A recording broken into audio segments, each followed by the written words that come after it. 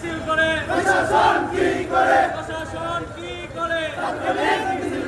সারা শহরে নিষিদ্ধ সংগঠন সারা শহরে এরা ঘুরতেছে, কোনো ধরনের বাধা নাই। ইভেন মামলার আসামিরা পর্যন্ত শহরে ঘুরতেছে। ছাত্রলীগের টোকায় ছেলেবেলে একটা ঝটিকা মিছিল করেছে, আমরা ভালোভাবেই জানি তাদেরকে কিভাবে শায়েস্তা করতে হবে। ছাত্রদল রাজপথে নতুন নয়, তাদের বিরুদ্ধে আমাদের অলরেডি মোবাইল টিম মাঠে আছে।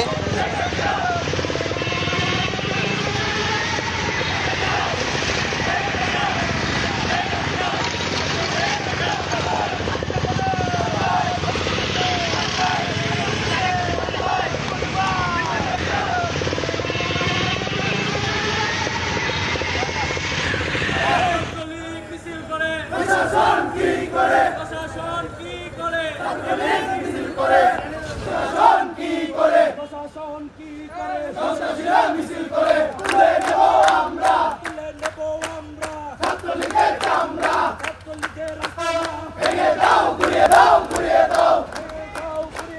সন্ত্রাসীদের আস্তানা ছাত্রলীগ মিছিল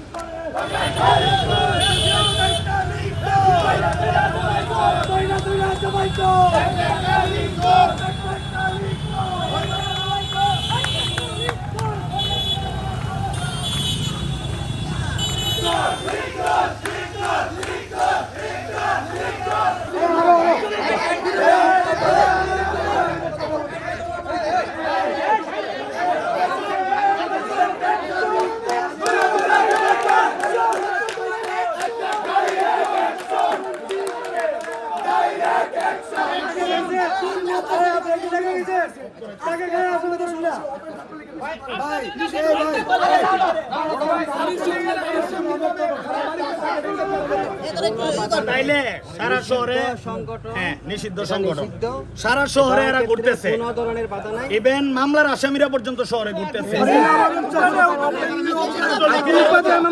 ছাত্রলীগের ছেলেরা অনেক জায়গায় মাদক ব্যবসা সহ করতেছে।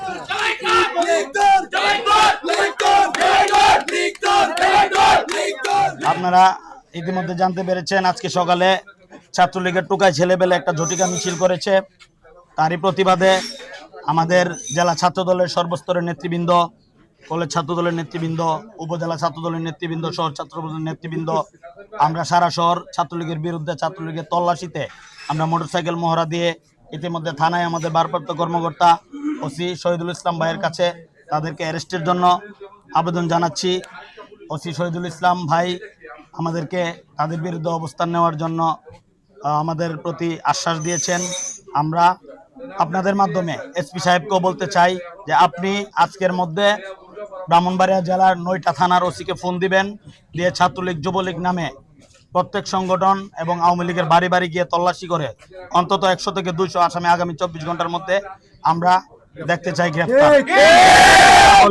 তা না হলে আমরা ছাত্রলীগকে কিভাবে শায়েস্তা করতে হই সেই কর্মসূচি দিয়ে আমরা ভালোভাবেই জানি তাদেরকে কিভাবে শায়েস্তা করতে হবে। ছাত্রদল রাজপথে নতুন নয়, অবস্থান নিয়েছে। আসলে এই যে তারা একটা ঝটিকা মিছিল করছে, আমরা সংবাদ পাইছি। সংবাদ পাওয়ার সাথে সাথে আমাদের মোবাইল টিম গেছে এবং ইতিমধ্যে আমরা এই ঘটনা সংক্রান্তে বিভিন্ন জনের নাম ঠিকানা এবং তথ্য সংগ্রহ করছি। তাদের বিরুদ্ধে আমাদের অলরেডি মোবাইল টিম মাঠে আছে। আমরা গ্রেপ্তারি অভিযান পরিচালনা করতেছি। ইতিপূর্বে গ্রেপ্তারি অভিযান পরিচালনা করে বেশ কয়েকজনকে গ্রেপ্তার করেছি এবং আমাদের এই গ্রেপ্তারি অভিযান চলমান আছে এবং অব্যাহত থাকবে।